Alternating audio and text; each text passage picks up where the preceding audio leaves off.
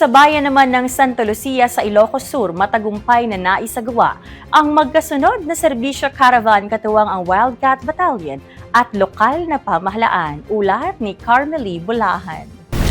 Bilang bahagi ng patuloy na pagsisikap na makapaghatid ng serbisyo sa mamamayan, isang matagumpay na serbisyo caravan ang isinagawa ng iba't ibang lokal na ahensya ng pamahalaan, katuwang ang 24th Infantry Wildcat Battalion sa dalawang barangay ng Santa Lucia, Ilocos Sur, kamakailan. Layunin ng serbisyo caravan na mailapit ang mga serbisyo sa komunidad, lalo na sa mga lugar na hindi gaanong naaabot ng tulong ng pamahalaan.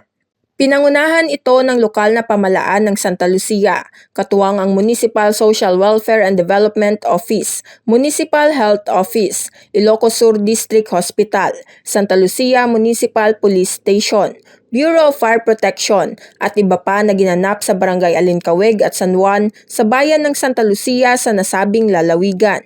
Sa pamamagitan nito, nakapaghatid ng iba't ibang serbisyo tulad ng libreng medical consultation, pamamahagi ng gamot at bitamina, eye check-up, pati na rin mga damit, toiletries at iba pa. Kaugnay nito, nagbigay rin ng libreng gupit ang mga kasunduluhan ng Wildcat Troopers at kapulisan sa naturang aktibidad. Ang naturang aktibidad ay dinaluhan ng mga residente mula sa nasabing barangay kung saan humigit kumulang 100 individual ang nabigyan ng serbisyo. Sa panayam naman ng Wildcat News Team kay Barangay Alincaweg, chairman na si Mario Sunyo, inihayag nito ang lubos na pasalamat sa lahat ng mga nag-abot ng tulong sa kanilang komunidad. Umaasa rin ito na tuloy-tuloy pa ang ganitong mga programa ng pamahalaan para mas marami pang mamamayan ang matulungan.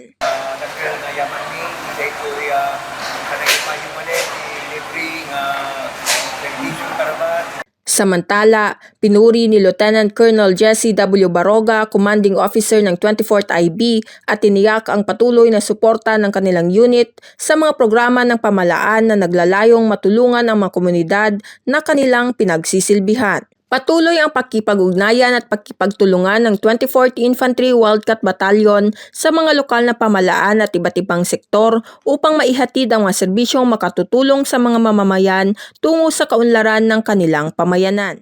Mula rito sa Ilocos Sur, ako si Carmely Bulahan, ang inyong pamilyang kaugnay para sa matatag na hukbong katihan ng Pilipinas.